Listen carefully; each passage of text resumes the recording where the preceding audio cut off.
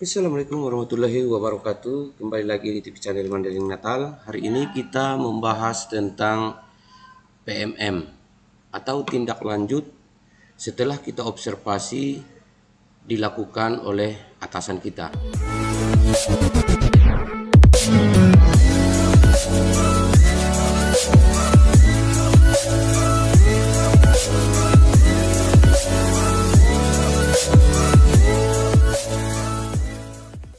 Yang pertama sekali kepada Bapak dan Ibu, marilah kita masuk ke Google dengan mengetikkan login PMM.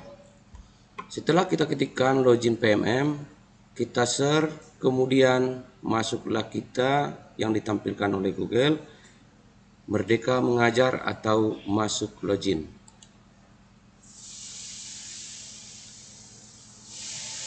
Oke, sebelumnya Bapak dan Ibu jangan lupa like, subscribe, dan komen di TV channel Mandailing Natal yang membahas tentang PMM. Di sini Bapak dan Ibu kita lihat kembali pengelolaan kinerja. Setelah kita lihat pengelolaan kinerja, maka akan timbul di layar laptop atau HP kita, Bapak dan Ibu, yaitu panduan pengelolaan kinerja. Yang pertama sekali ada di sebelah kiri kita Bapak Ibu ya. Di bawah beranda ada guru, kita tukar dulu. Kita buat sebagai pegawai. Oke, untuk selanjutnya kepada Bapak dan Ibu kita lihat pelaksanaan kinerja, dan di bawahnya laksanakan praktik kinerja itu masih 50%. Kemudian untuk mengisi selanjutnya agar bertambah persenannya Bapak Ibu, jangan lupa kita untuk mengklik cek praktik kinerja. Nah, Bapak dan Ibu, pertama sekali yang kita lihat itu ada indikator pilihan. Setiap Bapak dan Ibu guru semuanya sudah menentukan indikatornya, dan di sini saya bertepatan memilih indikator pada saat itu umpan balik konstruktif. Dan ada Bapak Ibu 8 indikator yang ditentukan pada saat mengisi observasi di PMM. Dan saya bertepatan memilih rubrik observasinya itu umpan balik konstruktif. Untuk lebih singkatnya Bapak Ibu, kita lihat dulu keterangan-keterangan indikatornya.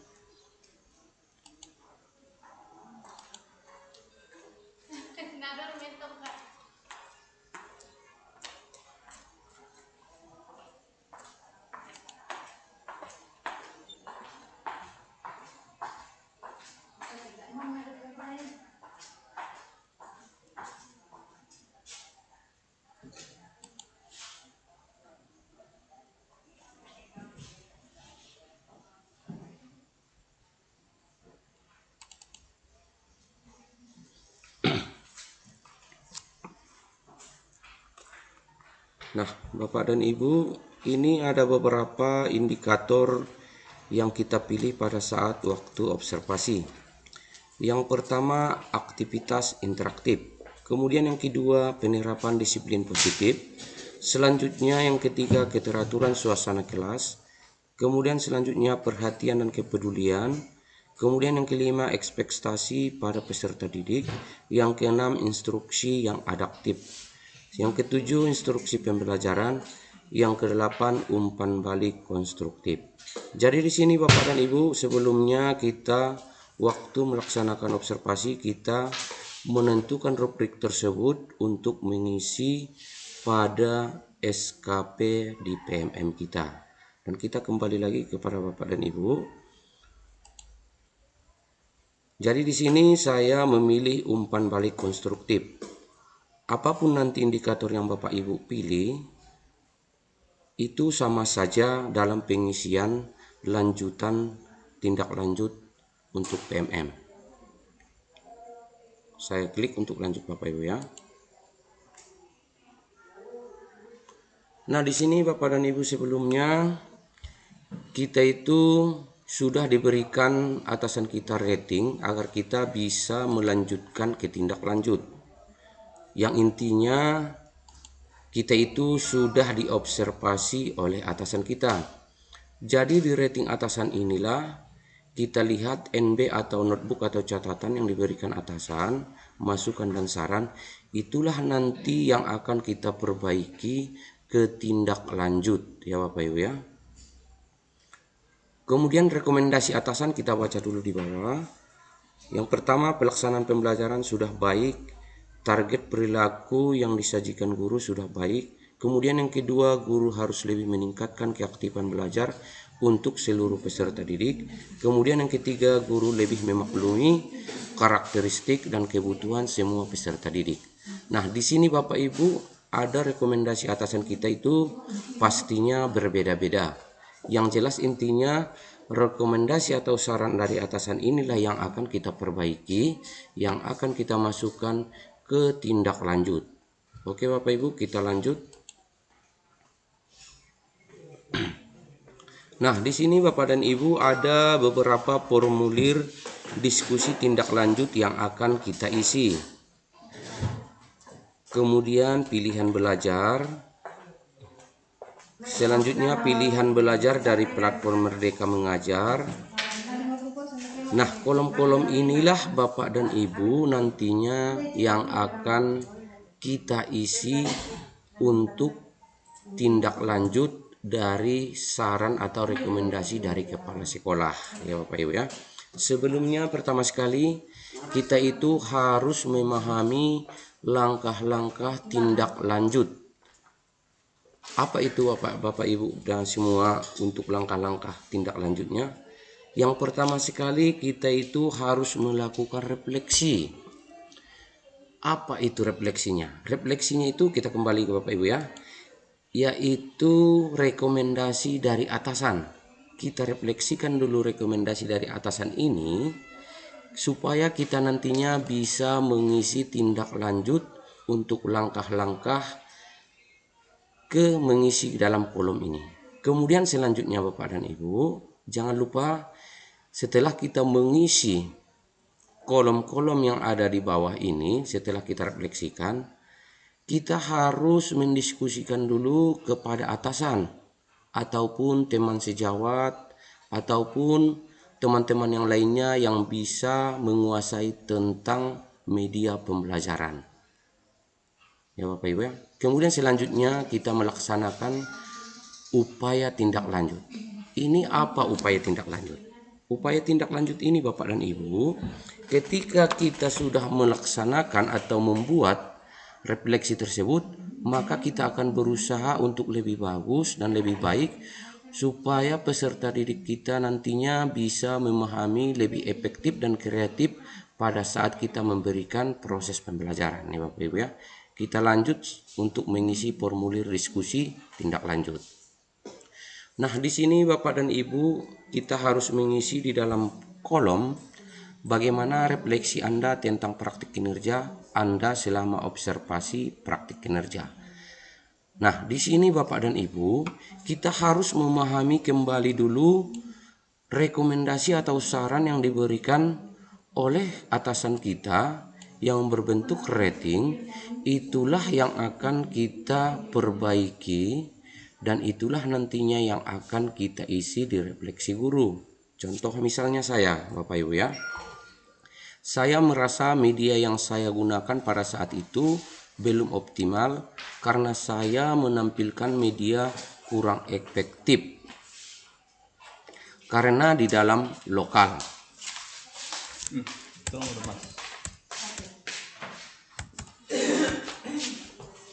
Oleh itu, saya sebagai guru PJOK sehingga mengakibatkan kurang efektifnya pada saat memberikan contoh praktek. Kemudian selanjutnya Bapak Ibu, kita pertimbangkan lagi yang sudah kita tulis ini di panduan pengisian refleksi. Kemudian kita jelaskan aspek tantangannya ya Bapak Ibu ya. Kita bayangkan aspek tantangan yang telah kita catatkan di atas tadi Bapak Ibu ya. Kemudian tujuan tindak lanjut yang ingin dilakukan untuk meningkatkan kualitas praktik kinerja Anda. Tujuan tindak lanjutnya. Jadi tujuan tindak lanjut ini Bapak dan Ibu, kita refleksikan kembali yang sudah kita catat di atas tadi tentang refleksi guru. Itulah kita refleksikan lagi apa kira-kira tindak lanjut yang akan kita laksanakan. Misal contohnya saya Bapak Ibu ya. Saya akan berusaha menciptakan suasana pembelajaran yang lebih interaktif melalui pengembangan media pembelajaran yang dapat memberi peran pada semua peserta didik, sehingga peserta didik lebih kreatif dalam melaksanakan praktek pembelajaran PJOK. Nah, di sini Bapak Ibu, setelah kita catatkan atau kita tuliskan di kolom ini tujuan tindak lanjut, barulah kita merefleksikannya supaya kita bisa mengisi kolom upaya tindak lanjut.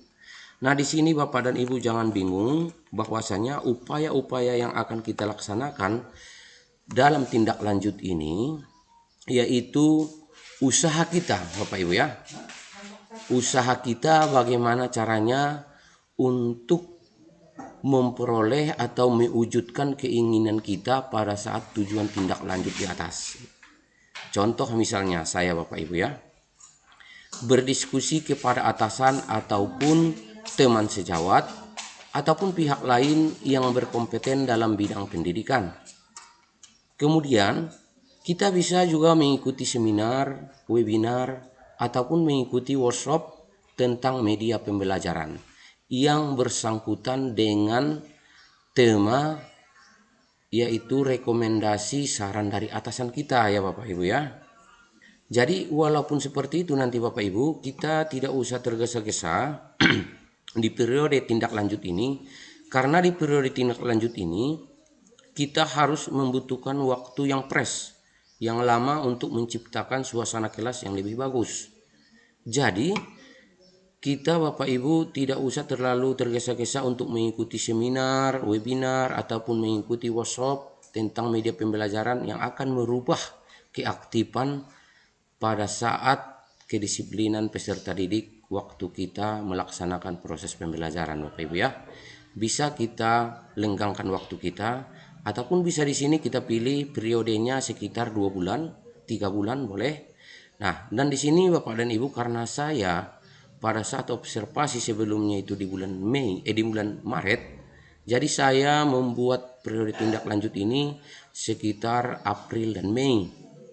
Untuk apa Bapak Ibu ya? Saya buat seperti itu supaya tidak terkendalanya nanti pada saat proses pembelajaran di kelas tentang kekhawatiran kita mengikuti seminar.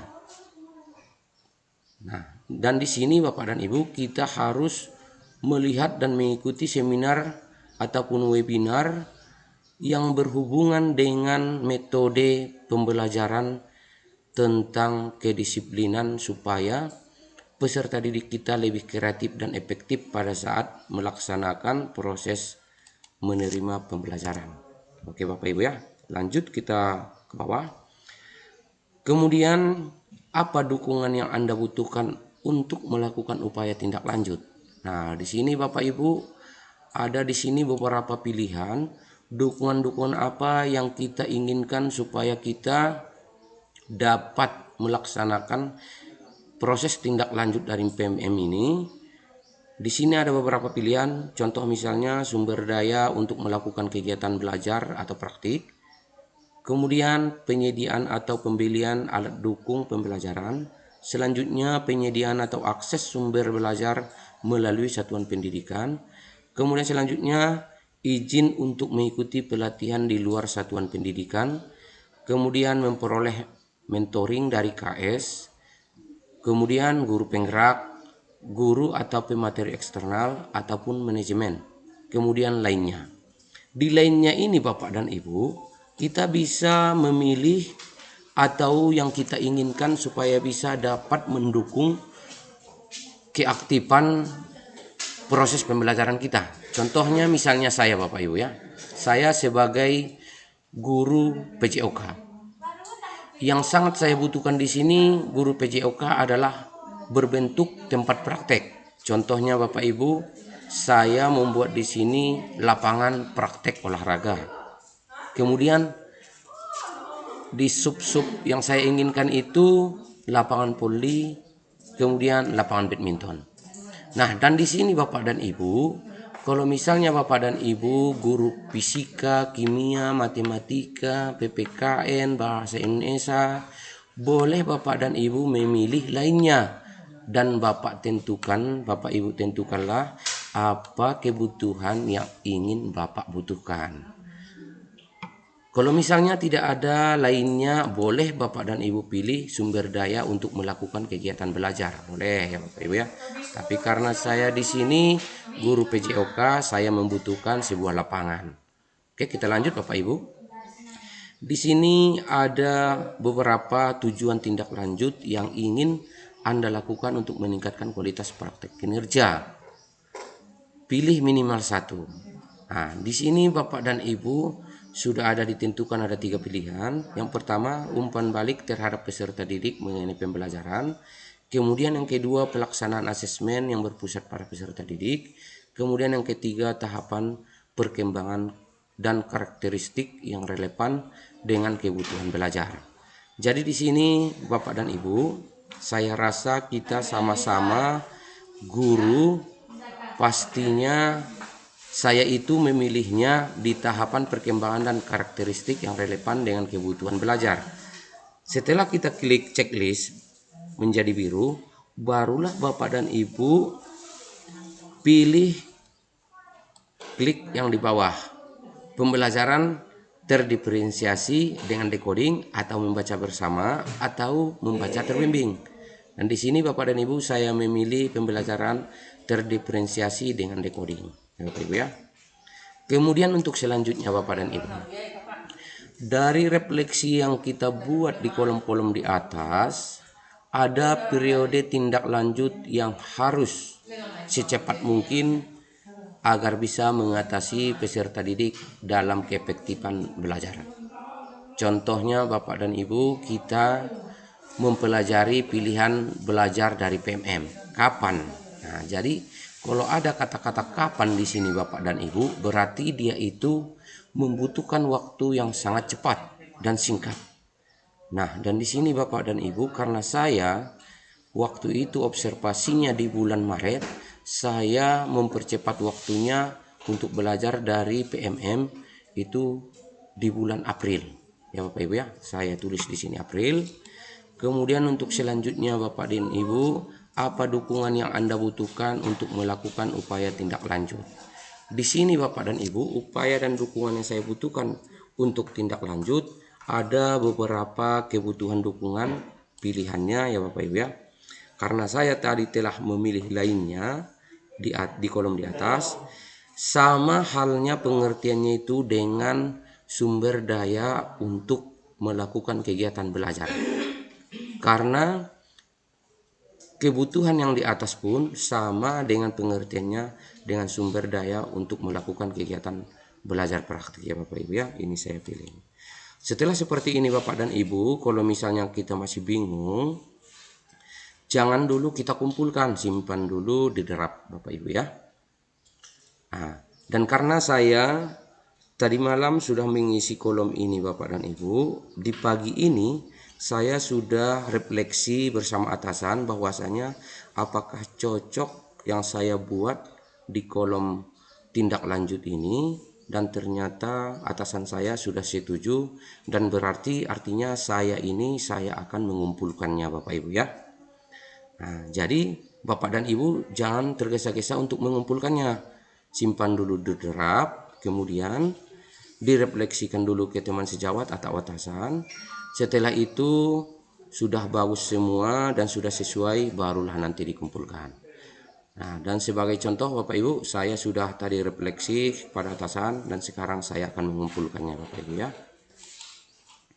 Oke, di sini Bapak dan Ibu ada keterangan kumpulkan dokumen. Kita harus checklist dulu Bapak Ibu ya. Saya mengerti bahwa isi dokumen dapat diubah selama belum dinilai. Ini contohnya kira-kira Bapak Ibu, sebelum dinilai oleh atasan, kita itu masih bisa untuk mengeditnya. Tapi kalau misalnya atasan kita sudah mengecek dan menilainya, tidak akan bisa lagi kita mengeditnya dari akun kita, kecuali bisa diedit dari akun atasan atau kepala sekolah ya Bapak Ibu ya. Jangan bingung, jangan takut kalau misalnya salah, masih ada perbaikan. Jumpailah baik-baik atasannya dan kepala sekolahnya supaya nanti bisa kita mengedit dan merubahnya dari akun kepala sekolah. Oke Bapak Ibu, saya akan kumpulkan. Mungkin sampai di sini Bapak dan Ibu. Terima kasih. Jangan lupa like, subscribe, dan komen supaya dapat lebih berkembang untuk menentukan bagaimana cara untuk mempelajari PMM. Di channel TV channel Mandeling Natal, jangan lupa like, subscribe, dan komen Bapak Ibu ya. Assalamualaikum warahmatullahi wabarakatuh.